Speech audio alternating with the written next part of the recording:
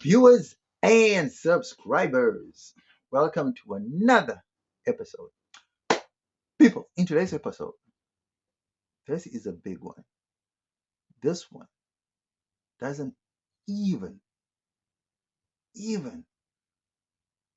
involve South Africa like on a serious level, but South Africa has to intervene because they want to include South Africa in it without South Africa even asking to be included in the story. Man, what am I talking about? I am talking about the former late Zambian president Edgar Lungu's passing. Yeah, guys, there's drama there. If you haven't heard it, now's the time to hear it. Trust me, and it's not pleasant. Let me know what you think about this topic in the comment section below. Don't forget to like, comment, share, and subscribe to the channel. You know, we family, right? Holler. People, it's not often that a leader or a former head of state of one country gets to get buried in another country. I mean, it's not uncommon, but it's very rare that it happens, right? Why would Zambia, why would the former head of state of Zambia not be or not be allowed to be buried in Zambia? I mean, that doesn't make sense. Can you imagine our head of state going for treatment in, I don't know, America? Then sadly, he passes away in American hospital, and then all of a sudden, South Africans are saying, well, it's fine, we can bury him over there in America. I mean, it's not like he's an ordinary citizen, right? It's like the head of state. And so a head of state has to get a state funeral, all the bells and whistles that go with being a head of state. Unfortunately, that was not the case with the former Zambian head of state. Now here's the drama. So what's all this debacle about? Okay. Edgar Lungu came to power, I think it's 2014, 2015, and he ruled until, I think, 2021. People, his rule was marred by a lot of suppression and wrongdoings, and I think people were just thinking he was corrupt, and is it tax defaults, or is it payment? And we were just like borrowing a lot from China, and it was like the citizens had enough of it. You know what I mean? They were like, nah, so they voted him out. Okay, cool. Then he got sick, something to do with the esophagus, I think, but it was difficult for him to swallow stuff. So he decided to seek medical treatment in South Africa because South Africa has world-class facilities, even though we in South Africa don't think that, because when you go to our clinics and hospitals, like, there's a long waiting queue, there's this, we complain about everything about our medical facilities. Really now? Really now? Anyway, hope you can hear me. So we have world-class facilities, right? Even though we as South African citizens don't see the world-class in our world-class facilities, right? Because the waiting periods, the treatment, just the attitude of some of the nurses, it's just like, dude, right? But then again, don't forget, we have private hospitals, right? That are top notch. Some would like to think they're top notch. Some actually don't think so. Like, I believe that Mediclinic is top notch. I mean, you can't get any better than a Mediclinic in South Africa, can you? I mean, Netcare hospitals, on the other hand, also top notch. I would feel like it. Do you know what I mean? I heard people complaining of other hospitals. They say that the opposition to Netcare is not as sufficient as the Netcare hospital. But digress, right? I digress. So, people, Mr. Edgar Lungu comes to South Africa to get treatment in a South African hospital in Pretoria.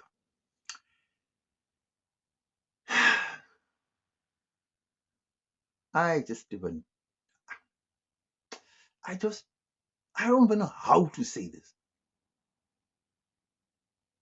You would think that a head of state or a former head of state is going to come here on a diplomatic passport. He's going to come here Zambian credentials. You know what I mean? God damn. Okay, it doesn't have to make a whole spectacle about it, right?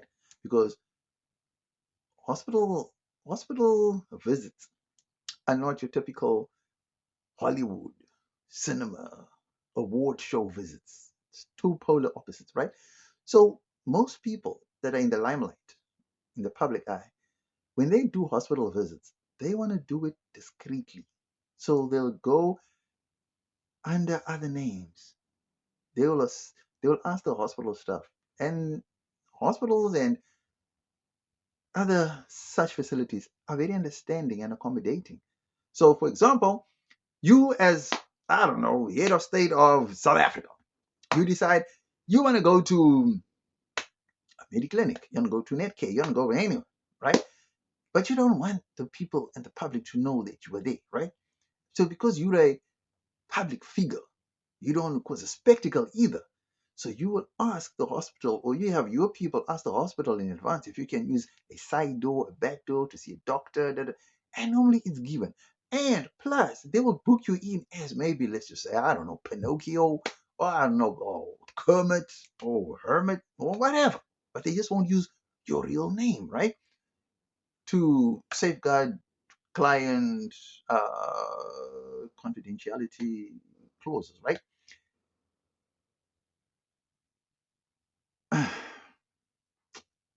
Mr. Edgar Lungu didn't come to South Africa with a Zambian identification or Zambian passport. He traveled, surprisingly, he traveled on a Zimbabwean passport, which begs the question, was he a Zimbabwean? Was he a Zambian? Or was he a Malawian?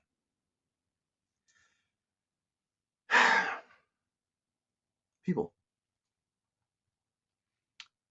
if Mr. Edgar Lungu traveled to South Africa on a Zimbabwean passport, now we've got to ask the question, how did he obtain that Zimbabwean passport? The funny thing is, the hospital records show that an Edgar Lungu, a Zimbabwean national, entered the country. It does not say Edgar Lungu of Zambian national entered the country. So, how does a head of state use a passport of another country to travel? Why would he do that? I mean, guys. Oh, and I left out one critical thing. He didn't just enter the country as Edgar Lungu. It was, I think, Edgar Chawe Lungu. There was a middle name there. I'm not quite sure. I think it was Chawe. Edgar Chawe Lungu or Edgar something Lungu. But there was another name in the middle there. Another name. It wasn't just Edgar Lungu. It was Edgar Chawe Lungu or Edgar something Lungu there. Can't remember the name. I must check what the name was again. But there was something there. And he came in registered as a Zimbabwean national. So ask yourself this question. Why would a head of state, why would a president of a country travel on another passport? Okay, cool. Secondly, they say, apparently or allegedly, he had 4 other passports. Could this, okay, I'm not in diplomatic circles, right?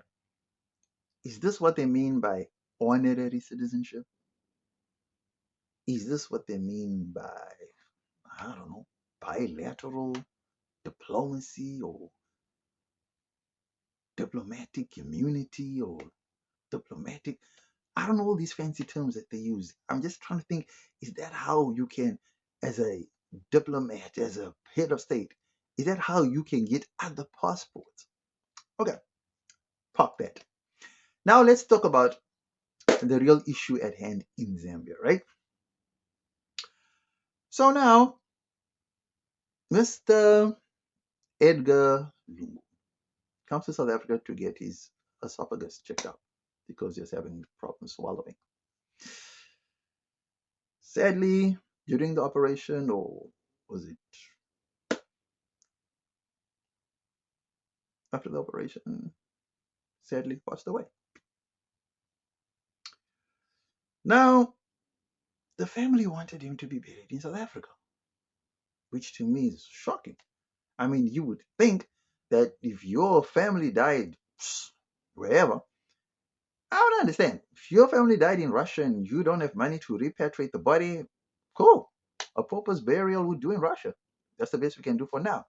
Then the minute we get money as a family, hey, we can always go fly there, repatriate the body, and give him a dignified funeral back home. All right? It's understandable.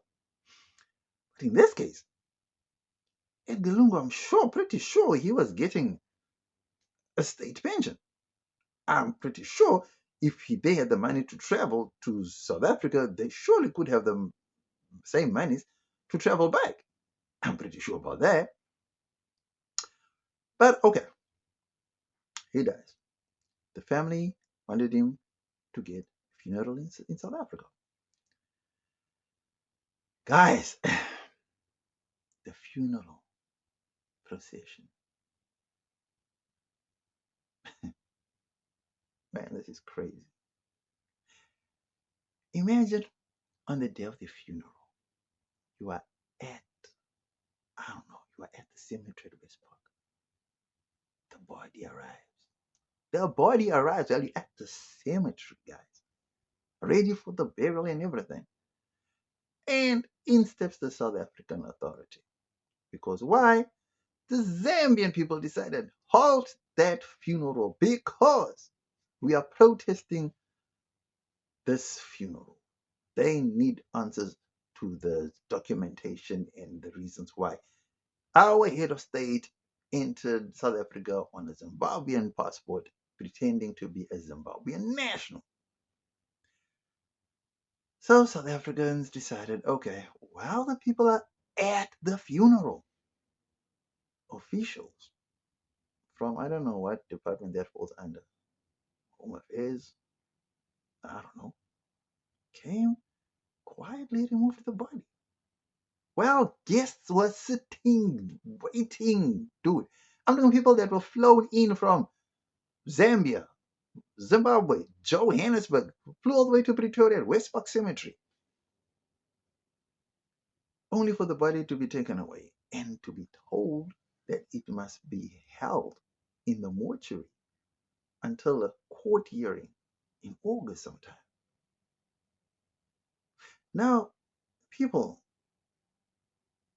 this raises a lot of questions that was this person actually a Zambian to begin with? Was this person born in Zambia? Was this person a legitimate Zambian? Or was this person from another country pretending to be a Zambian? And if that's the case, how did he get into the political system in Zambia? How did he get to be elected? All those decisions he made, should they now be reversed? Should his presidential terms be declared null and void? Should his pension and benefits and all that be revoked? I mean, this leaves the Zambian nation with more questions than answers because the person with the answers is actually gone to the grave with his secrets.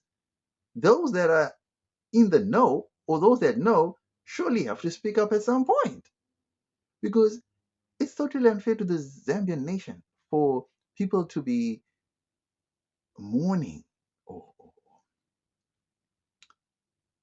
people to be played in such a way that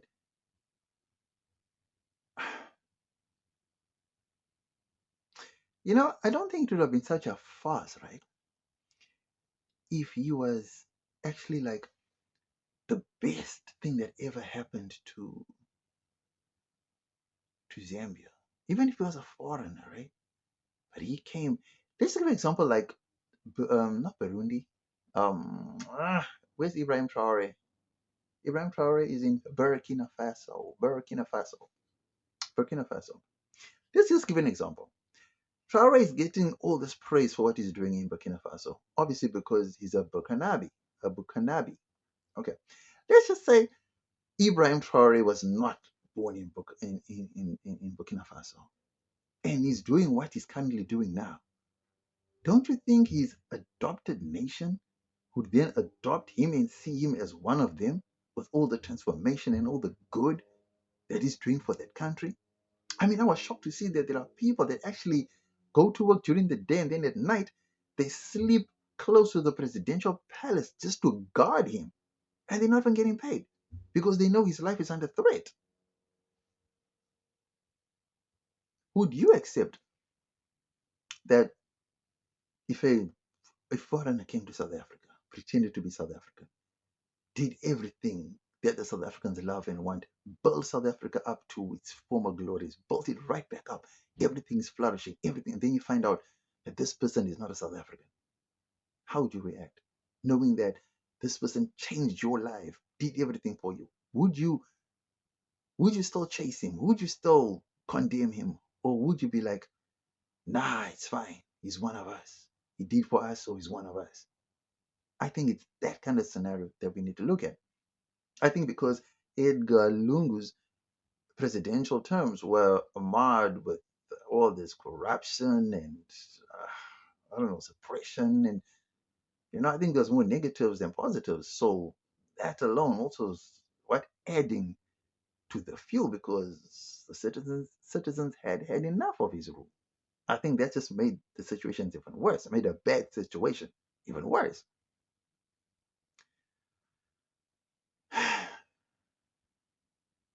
Another twist to this tale is Zimbabwe. Zimbabwe is silent on this matter. I mean, if you were the Zimbabwean president and your passport was being used at the highest level possible in a dubious manner, wouldn't you raise your voice and say, hey, why is our passport? Wouldn't you? I mean, isn't that a bit dodgy that Zimbabwe is not saying anything as of the time of this recording? I mean, I've checked, I haven't seen any responses from the Zimbabwean side, unless maybe there is now. I haven't seen, but maybe if there is, please let me know. But as far as I know, there has been no response from the Zimbabwean side at all. Why is Zimbabwe silent and yet they passport? You know what I mean? Not so long ago, remember, there was also a case where Robert Mugabe's wife, Sally Mugabe, traveled, I think, on a South African passport at some point, if I'm not mistaken. That was the rumor that she had used a South African passport. If she's Zimbabwean, but I do know, if I'm not mistaken, I think one of her parents is South African or something like that, right? So maybe she could have a dual citizenship, right? So in that case, you could possibly understand that you could use either or passports if she's a dual citizen, right? Because one of her parents is said to be South African. All right, cool. Maybe we understand that. But in this case with the late Edgar Lungu, dude, I just don't know, man. I don't know. I don't understand. I just don't understand. Now South Africa has decided, the court, in fact, the courts got involved and the court said, no, funeral procedures or proceedings have to be halted until the impasse is resolved. Yeah, dude. One man, one passport, the tale of three countries. It's amazing, man. Told you, South Africa is always a movie, even if South Africa is not the starring member or cast member. It's not the star. Let me know what you think about this topic. Was I on the money or did I totally miss it with this one? Don't forget to like, comment, share, and subscribe to the channel. You know we family, right? Holler.